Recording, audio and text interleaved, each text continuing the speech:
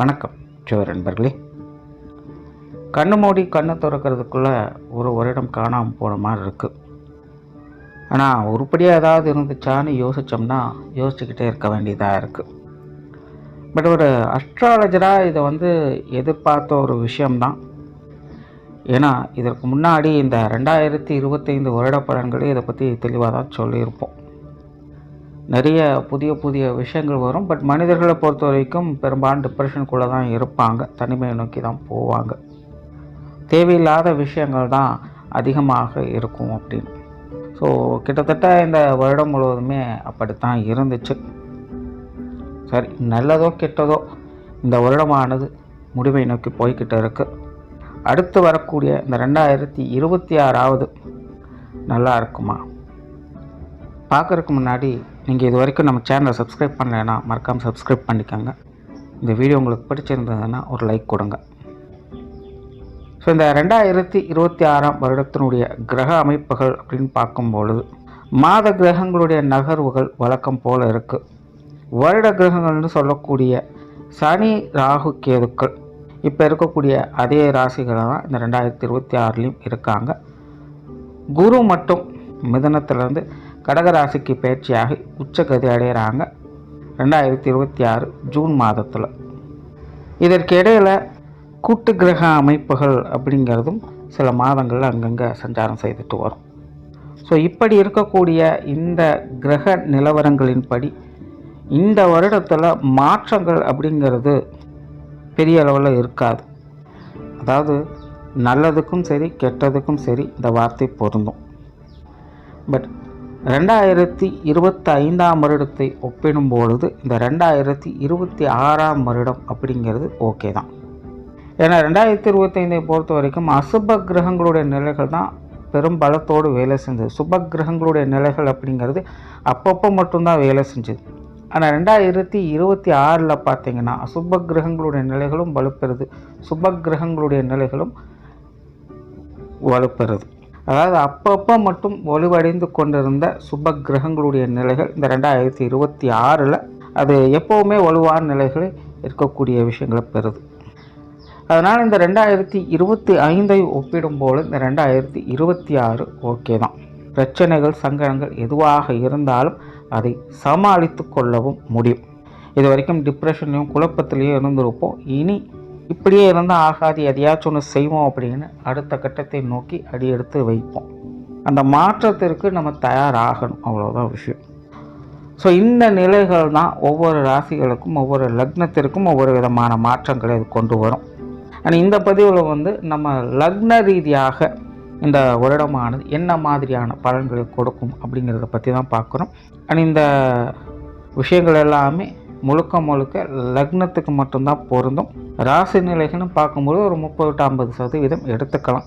But மேஜராக இது எல்லாமே லக்ன ரீதியாகத்தான் சொல்லப்படுது. ஸோ இனி மேற்கொண்டு உங்களுடைய லக்னத்திற்கு என்ன மாதிரியான பலன்கள் இந்த வருடம் இருக்கும் அப்படிங்கிறத பார்க்கலாம். சிம்ம லக்னம். இயற்கையாகவே இந்த சிம்ம லக்னத்தில் பிறக்கக்கூடியவங்க ரொம்பவுமே தைரியசாலிகளாக இருப்பாங்க, முற்போக்கு சிந்தனைகள் கொண்டவங்களாகவும் இருப்பாங்க. ஆனால் இவங்க எந்த ஒரு விஷயமாக இருந்தாலும் வலிமை, ஆற்றல் இந்த மாதிரியான விஷயங்களை மையப்படுத்தி தான் செயல்பட்டுட்டும் வர செய்வாங்க. ஆனால் இவங்க எந்த ஒரு காரியத்தையுமே எடுத்தவங்க ஊத்தவங்கலாம் செய்ய மாட்டாங்க. எதுவாக இருந்தாலும் ஒரு நல்ல திட்டமிடுதல் அப்படிங்கிறது அவங்ககிட்ட இருந்துக்கிட்டு இருக்கும். காரணம் இல்லாமல் காரியம் இல்லை அப்படிங்கிற ஒரு விஷயம் இந்த சிம்ம லக்னத்துக்கு முழுமையாக பொருந்தும். ஏன்னா இயற்கையாகவே இவங்க எந்த ஒரு தேவையில்லாத விஷயத்தையும் காரியத்தையும் இவங்க செய்யவே மாட்டாங்க.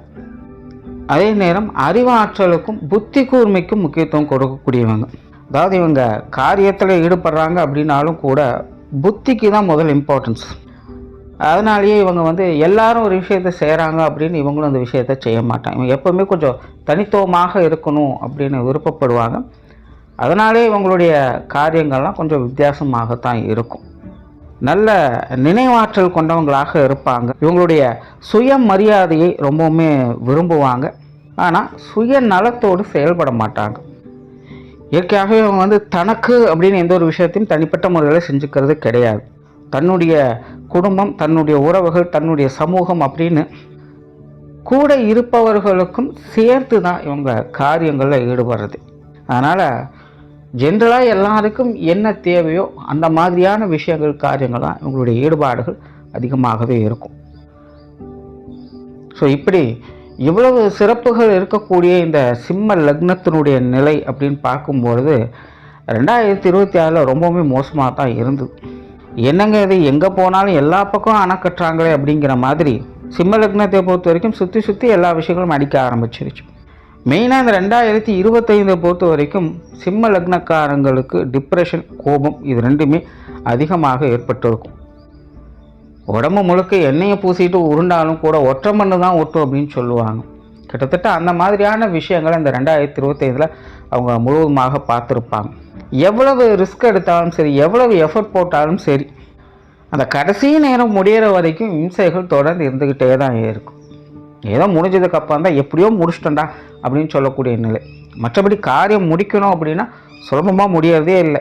இந்த பக்கம் திரும்பினா இப்படி ஒரு பிரச்சனை, அந்த பக்கம் திரும்பினா அப்படி ஒரு பிரச்சனைன்னு எல்லா பக்கமுமே இம்சைகளை மட்டுமே கொண்டு வந்து சேர்க்குது. உண்மையிலே சிம்ம லக்னக்காரங்க அவங்கவுங்க வயது நிலைகளுக்கு ஏற்ப இந்த 2025 கொஞ்சம் சிரமப்படக்கூடிய ஆண்டாக தான் இருந்து வந்திருக்கும். எவ்வளவோ விஷயங்கள் மனசுக்குள்ளே இருக்கும். மற்றவர்களை காட்டில் மகத்துவமாக தான் எல்லா விஷயத்தையும் யோசிக்கிறோம், மகத்துவமாக தான் எல்லா விஷயத்தையும் செய்கிறோம். ஆனாலும் பிரயோஜனமாக ஒரு ரிசல்ட் கிடைக்க மாட்டேங்குது.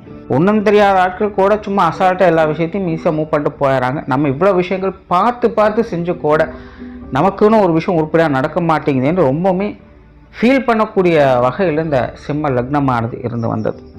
குறிப்பாக இந்த 25-30 வயதுக்கு மேலே இருக்கக்கூடிய எல்லாருமே பார்த்திங்கன்னா ரொம்பவுமே சிரமப்படக்கூடியவங்களாக தான் இருப்பாங்க. குடும்ப ரீதியாகவும் சரி, பொருளாதார ரீதியாகவும் சரி, தொழில் ரீதியாகவும் சரி, எப்படி பார்த்தாலும் சரி எல்லா வகையிலுமே ஒரு முட்டுக்கட்டையாக தான் பெரும்பாலான விஷயங்கள் போய்கிட்டு இருக்கும். ஸோ பெருசாக நல்லது அப்படின்னு சொல்கிறதுக்கே வழி இல்லை.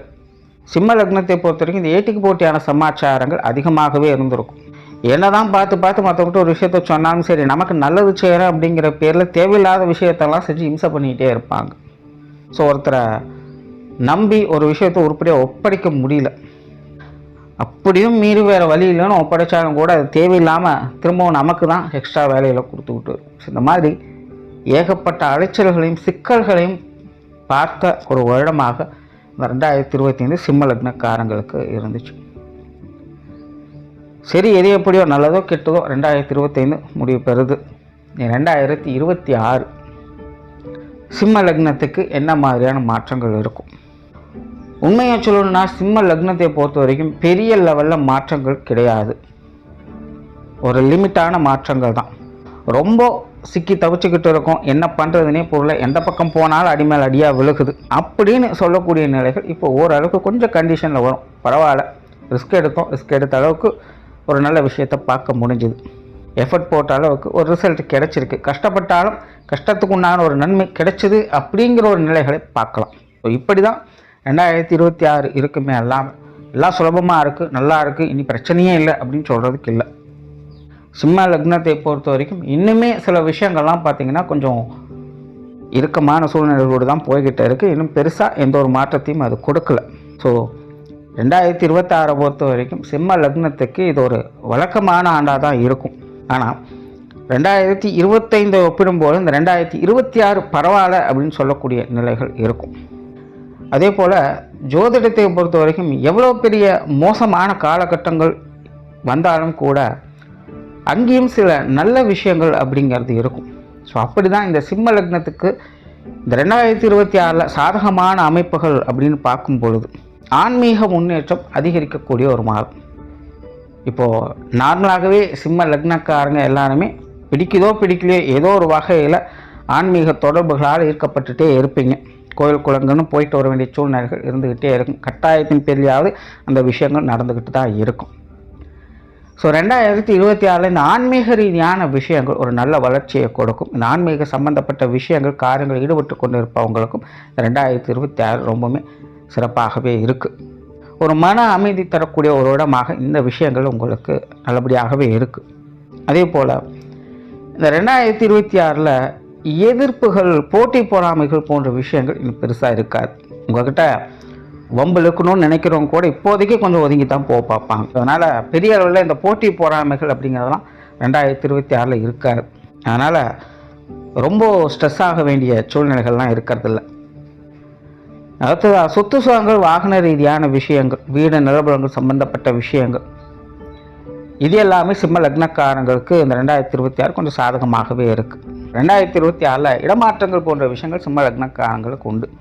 குடியிருப்புகளை மாற்றுறது, இல்லை ஒரு நிலத்தை கொடுத்து இன்னொரு நிலம் வாங்க, இல்லை ஒரு வீட்டை கொடுத்து இன்னொரு வீடு வாங்கிறது, இல்லை ஒரு வாகனங்களை கொடுத்துட்டு இன்னொரு வாகனங்களை வாங்குறது, இந்த மாதிரியான விஷயங்களும் இந்த 2026 உண்டு. இந்த சொத்து சுகங்கள் வகையில் ஒரு மாற்றங்கள் ஏற்படக்கூடிய அமைப்புகள் சிம்ம லக்னக்காரங்களுக்கு சிறப்பாகவே இருக்குது. அதன் மூலமாக ஆதாயங்களும் பெறக்கூடிய அமைப்புகள் சிம்ம லக்னக்காரங்களுக்கு உண்டு. இந்த பூர்வீக சொத்துக்கள் வகையெல்லாம் சங்கடம் இருக்கக்கூடியவங்களுக்கு இந்த வருடம் ரொம்பவுமே சிறப்பாகவே இருக்குது. பொதுவாக இந்த அசட் சம்பந்தப்பட்ட எல்லா விஷயங்களுமே சிம்ம லக்னக்காரங்களுக்கு இந்த வருடம் சாதகமாகவே செயல்பட்டு இருக்கும். பொருளாதார நிலைகளும் கூட 2026 சிம்ம லக்னக்காரன் கொஞ்சம் சாதகமான நிலைகள் கொடுக்குது. ஏற்கனவே சிம்ம லக்னக்காரங்க ரொம்பவுமே ஸ்ட்ரகிள் ஆகிறது இந்த பொருளாதார நிலைகளில் தான். சிம்ம லக்னத்தை பொறுத்த வரைக்கும் காசு இருந்தாலும் பிரச்சனை, காசு இல்லைனாலும் பிரச்சனை தான். இந்த 2025 அப்படி ஒரு நெருக்கடிகளை கொண்டுட்டு வந்திருக்கும். எவ்வளவு சம்பாதிச்சாலும் பத்தாது. இந்த காசு பண விஷயங்களில் பேச்சுவார்த்தைகள் வந்தால் கூட சிம்ம லக்னத்தை பொறுத்த வரைக்கும் வயிற்றில் புளிய கரைச்ச மாதிரி ஆகிடும். அந்த அளவுக்கு இந்த பொருளாதாரம் சம்பந்தப்பட்ட விஷயங்கள் சிம்ம லக்னத்தை பொறுத்த வரைக்கும் ரொம்பவுமே ஒரு குடைச்சல் கொடுக்கக்கூடிய வருடமாக தான் இருந்து வந்தது. 2026 அவ்வளோ பெரிய கஷ்டங்கள் இருக்காது. பட் சிம்ம லக்னத்தை பொறுத்த வரைக்கும் 2026 சுப விரயங்கள் அதிகமாக இருக்கும். இப்போ முன்னாடி சொன்ன மாதிரி அந்த அசட் சம்பந்தப்பட்ட விஷயங்களே நிறைய பரிமாற்றங்கள் ஏற்படலாம். இல்லை வீட்டுக்கு தேவையான சில முக்கியமான ஆடம்பரமான பொருட்களை வாங்கி மகிழலாம். ஸோ அந்த மாதிரி தேவையின் அடிப்படையில் முக்கியமான சில சுப செலவுகள் அப்படிங்கிறது இந்த வருடம் அதிகமாக இருக்கும். ஸோ பொருளாதார நிலைகள் அப்படிங்கிறது ஓரளவுக்கு தாக்கு பிடிக்குது. ஸோ 2025 அளவுக்கெல்லாம் 2026 இருக்காது. கடன் சுமைகள் கொஞ்சம் குறைய ஆரம்பிக்கும். பொருளாதார ரீதியாக ஏற்பட்டு வந்த அந்த மன வருத்தங்கள், மன கஷ்டங்கள் போன்ற விஷயங்கள்லாம் இந்த 2026 கொஞ்சம் கம்மியாகும். அதாவது இந்த பொருளாதார ரீதியாக ஒரு சொல்யூஷனே இல்லாமல் தொடர்ந்து பிரச்சனைகளாகவே போய்கிட்டு இருக்குது அப்படிங்கிற மாதிரியான விஷயங்களுக்கு ஒரு சொல்யூஷன் கொடுக்கக்கூடிய வகையில் 2026 உங்களுக்கு அமையும். ஸோ சிம்ம லக்னத்தை பொறுத்த வரைக்கும் இது பொருளாதார ரீதியாக ஒரு நல்ல மாற்றத்தை இந்த வருடம் கொடுக்குது. பட் ஸ்டில் பொருளாதார விஷயங்களை பொறுத்த வரைக்கும் சிம்ம லக்னக்காரங்க அகலக்கால் விற்காதீங்க. அதாவது இது முழுமையாக எந்த ஒரு மாற்றத்தையும் கொடுக்கலை. ஒரு சில விஷயங்களில் பெரிய அளவில் பிரச்சனைகளாக இருக்கக்கூடிய அந்த ப்ரெஷரை ஓரளவுக்கு கொஞ்சம் குறைச்சி விடத்தான் செய்யும். அதனால் முழுமையாக எல்லா விஷயத்தையுமே அது சரி பண்ணிடும் அப்படின்னு சொல்கிறதுக்கு இல்லை. அதனால் இந்த பொருளாதார ரீதியாக அந்த தேக்க நிலைகள் அப்படிங்கிறது கொஞ்சம் இருக்கத்தான் செய்யும். பட் அதே நேரம் இந்த 2026 சின்ன மாற்றங்களின் அடிப்படையில் சில நல்ல விஷயங்களும் அப்பப்போ பார்த்துட்டு வருவீங்க. இந்த அடிப்படை சமாச்சாரங்கள்லாம் உங்களுக்கு நல்லபடியாக பூர்த்தி ஆகிக்கிட்டு இருக்கும். பட் இந்த கடன் சமாச்சாரங்கள் வாங்கிறது கொடுக்கறது இதெல்லாமே இப்போதையும் கொஞ்சம் அவாய்ட் பண்ணிக்கிறதே நல்லது. கைமீறி எந்த ஒரு காரியத்திலும் இறங்காதீங்க. லக்ன ரீதியாக இப்போதைக்கு உங்களுக்கு சூட் ஆகக்கூடிய விஷயம் இல்லை. அடுத்ததாக இந்த வெளியூர் வெளிநாடு சம்மந்தப்பட்ட விஷயங்கள் சிம்ம லக்னக்காரங்களுக்கு ரொம்பவுமே பிரச்சனைகளை கொடுத்துட்டு வரும். இப்போது ரீசெண்ட் டைமில் இந்த வெளிநாடு சமாச்சாரம் ஏகப்பட்ட பிரச்சனைகளை கொடுத்துட்டு இருக்குது. அதில் ரொம்பவுமே பாதிக்கப்பட்டவங்க இந்த சிம்ம லக்னத்தை சார்ந்தவங்களாக தான் இருப்பாங்க. ஜானேர்னா மோசம் இருக்குது அப்படிங்கிற மாதிரி எல்லா பக்கமும் பிரச்சனைகள் தொடர்ந்து வந்துக்கிட்டே இருக்கும். ஸோ 2026 அந்த பிரச்சனைகள் குறையும். இந்த வெளிநாடு வெளியூர் சம்மந்தப்பட்ட விஷயங்கள் எல்லாமே சிம்ம லக்னக்காரங்களுக்கு ஒரு நல்ல உபயோகமான உதவிக்கரம் நீட்டும். அப்படியே உங்களை அம்போன நடாத்தில் விட்டுட்டு போகாது. கண்டிப்பாக உங்களுக்குன்னு ஏதாவது ஒரு விஷயங்களை அதில் கொடுத்துட்டு தான் போகும். அதனால் இந்த வெளிநாடு சம்பந்தப்பட்ட விஷயங்கள்லாம் ஒரு நல்ல திருப்பு முனைகளை இந்த 2026 பார்க்கலாம். பேருக்கு இந்த இடமாற்றங்கள் அப்படிங்கிறது தவிர்க்க முடியாது. சிம்ம லக்னம் அப்படின்னாலே ஒரு இடம் விட்டு இடம் மாறி இருக்க வேண்டிய சூழ்நிலை கட்டாயமாக இருக்குது. படிப்புக்காகவோ வேலைக்காகவோ குடியிருப்புக்காக எந்த ஒரு விஷயத்துக்காகவோ ஒரு இடம் விட்டு இடம் மாற வேண்டிய சூழ்நிலைகள் கட்டாயமாக இருந்துடும். தற்காலிகமாவது கொஞ்ச நாளைக்காவது வெளி இடத்துல போய் தனியாக தங்க வேண்டிய சூழ்நிலை கூட சிலருக்கு ஏற்பட்டுடலாம். ஸோ அந்த மாதிரி இந்த 2026 இந்த மாதிரியான விஷயங்கள் இருக்குது. அது பெரும்பாலும் உங்களுக்கு ஒரு சாதகமான நிலைகளையும் அது வேலை செஞ்சுக்கிட்டு இருக்கும். அப்போ இந்த ஒரு விஷயத்தையும் கொடுத்துடாது. தேவைகளின் அடிப்படையில் நல்ல காரியங்களுக்காக அந்த விஷயங்கள் உபயோகமாக இருக்கும். ஸோ இந்த வெளியூர் வெளிநாடு சமாச்சாரங்கள் எல்லாமே கூட இந்த வருடம் உங்களுக்கு அந்த வகையில் சிறப்பாகவே அமையுது. குடும்ப விஷயங்கள் காரியங்கள் 2025 பொறுத்த வரைக்கும் இது கொஞ்சம் ஸ்ட்ரகிளான விஷயங்கள் தான். பட் ரொம்ப இல்லை, அது எப்படியோ ஓரளவுக்கு தாக்கு பிடிச்சிட்டாங்க அப்படின்னு தான் சொல்லணும். குடும்ப தேவைகள் குடும்ப விஷயங்கள் காரியங்கள் அதெல்லாம் எப்படியோ ஒரு பக்கம் போயிட்டு தான் இருக்கும். பட் பர்சனலாக சிம்ம லக்னக்காரங்க அதில் கொஞ்சம் அஃபெக்ட் ஆவாங்க, கொஞ்சம் ரிஸ்க் எடுத்து தான் சில விஷயங்கள் செய்ய வேண்டியது, ஆனால் முடிச்சிருப்பாங்க சக்ஸஸ்ஃபுல்லாக. அந்த விஷயங்களை எப்படியோ சிரமப்பட்டாது முடிச்சிருப்பாங்க. இந்த 2024 அந்த அளவுக்கு ஸ்ட்ரகிள் ஆக வேண்டிய அவசியம் கிடையாது. பெரும்பாலும் இந்த குடும்ப விஷயங்கள் காரியங்கள் எல்லா வகையிலுமே உங்களுக்கு சாதகமாக தான் இருக்கும். குடும்பத்தினுடைய ஒரு ஒத்துழைப்பு கிடைக்கும். குடும்பத்துக்குள்ளே மகிழ்ச்சி தரக்கூடிய விஷயங்கள் கண்டிப்பாக இருக்கும். குடும்பத்துக்குள்ளே ஒரு புது வரவுகள் வரலாம். குடும்பத்துக்குள்ளே சில முக்கியமான முடிவுகளை இந்த வருடம் எடுப்பீங்க, சில மாற்றங்களை கொண்டு வருவீங்க. ஸோ பெரும்பாலும் இந்த குடும்ப விஷயங்கள் காரியங்கள் 2024 சிம்ம லக்னக்காரங்க சாதகமாக தான் இருக்குது.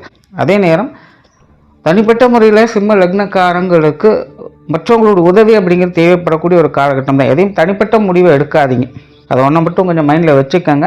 உங்கள் நம்பிக்கைக்குரியவங்கள பக்கத்தில் வச்சு எதாக இருந்தாலும் தீர ஆலோசித்து செயல்படுங்க. தனிப்பட்ட முறையில் எந்த ஒரு முடிவும் எடுக்காதீங்க, அதை மட்டும் தவிர்த்துக்கங்க, குறிப்பாக அது குடும்ப விஷயங்களில்.